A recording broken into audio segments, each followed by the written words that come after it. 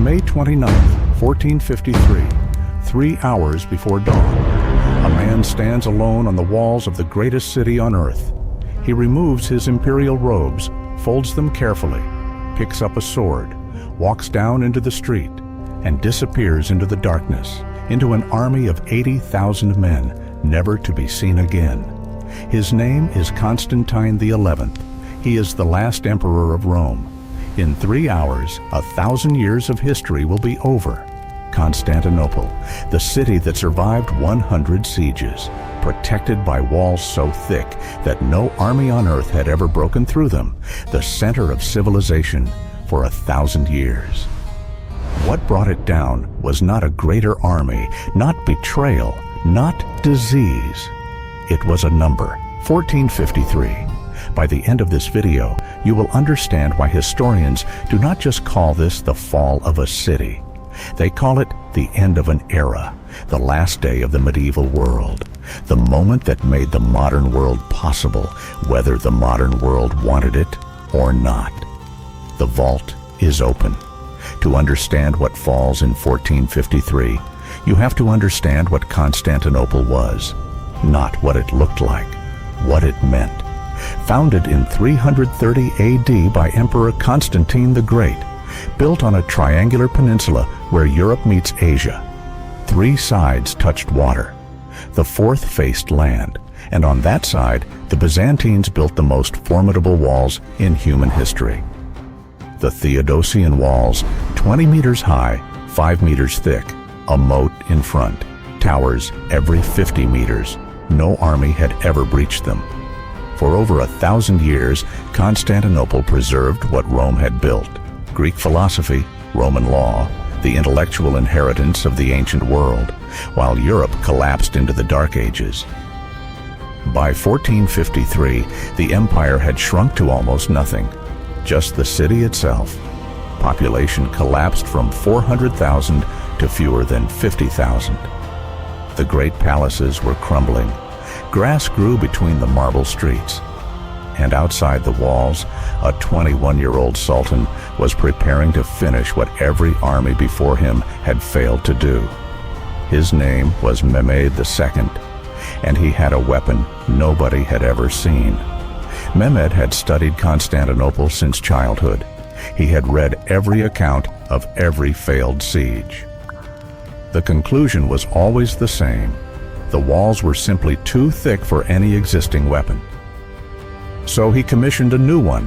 A Hungarian engineer named Urban arrived at the Byzantine court offering his services. Constantine XI could not afford him. Urban walked across to the Ottoman camp. Mehmed paid him 4 times what he had asked. Urban built him the Great Bombard, 8 meters long, firing a stone ball weighing over 500 kilograms. So heavy it required 60 oxen and 200 men to move. So loud that when tested outside the Ottoman capital, women reportedly miscarried from the sound alone. When Mehmed rolled it toward Constantinople in April 1453, the Byzantines on the walls looked down and understood the age of walls was over. But Constantine XI had no intention of surrendering. He had 7,000 men. Mehmed had 80,000, and his own advisors were begging him to flee. He refused. He sent urgent messages across Europe. The Pope sent prayers. Venice sent 2 ships. A Genoese mercenary named Giustiniani arrived with 700 soldiers. That was all. The rest of the Christian world watched and did nothing. The siege began on April 6, 1453. The Great Bombard fired 7 times a day. Each shot cracked the Theodosian walls, walls that had stood for 1,000 years. Each night, Byzantine defenders worked in darkness to repair the damage with rubble, wood, barrels of earth. Each morning, the cannon fired again. For weeks, this cycle continued: crack, repair, fire, crack, again. Mehmed was growing impatient. Then he made a decision so audacious that when the Byzantines heard about it, many of them assumed it was not real.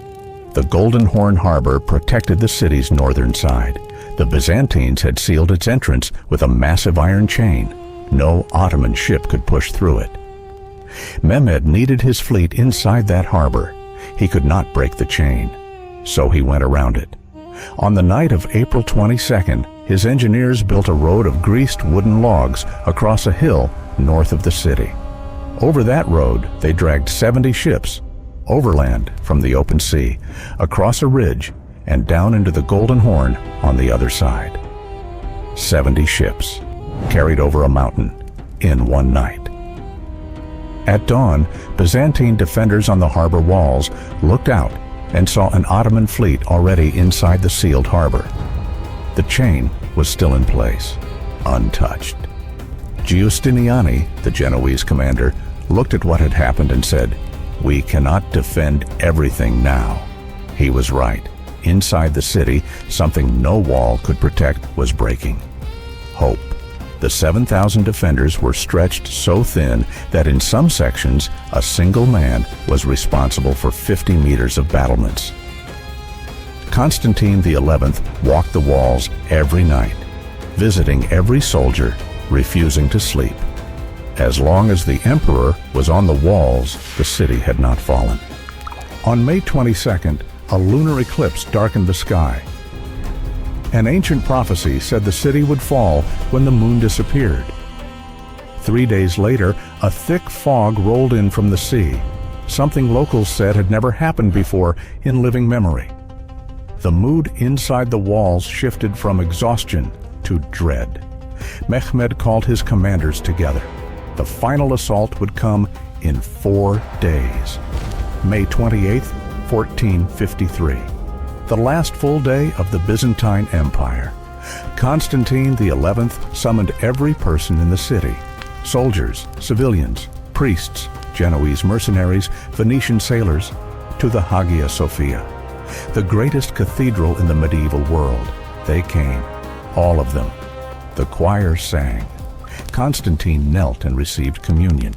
Then he stood and said, "I am ready to die for my faith, my city, and my people." He embraced his commanders, walked out into the night, took his position on the walls. No one who saw him believed he expected to survive. At midnight, Mehmed gave the order. The assault came in 3 waves. The first, irregular troops sent to exhaust the defenders. They fought for 2 hours and were repulsed. The second, Anatolian soldiers, better trained, attacking across a wider front. They found a small gate, the Kirkaporta, left unlocked. A group slipped through. Byzantine troops drove them back. The gate was sealed, but the breach had been seen. The third wave was the Janissaries, Mehmed's elite imperial guard. They had been resting behind the lines all night, watching the defenders exhaust themselves against the first 2 waves. They attacked at dawn. At that moment, Giustiniani, the man who had held the most critical section of the walls for 7 weeks, was struck by a crossbow bolt through his armor. He fell. He asked Constantine for permission to withdraw to a ship. Constantine begged him to stay.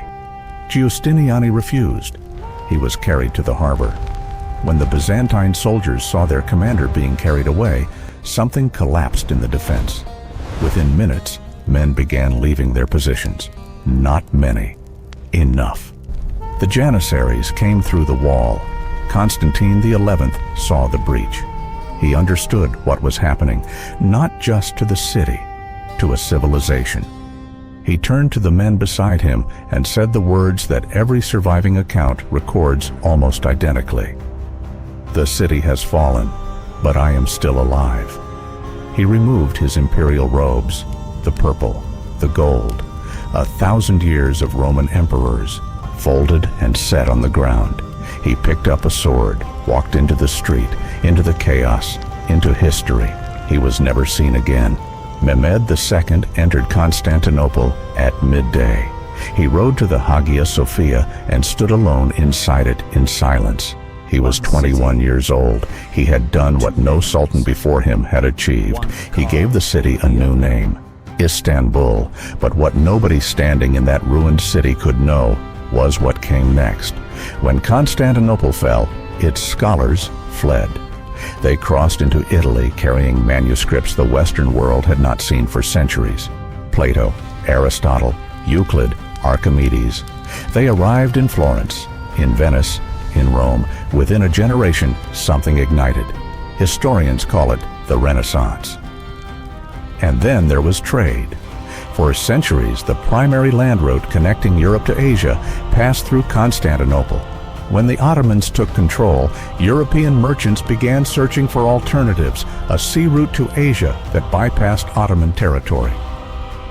39 years after 1453, a Genoese sailor named Christopher Columbus convinced the Spanish crown to fund an expedition westward. He was looking for Asia. He found America instead.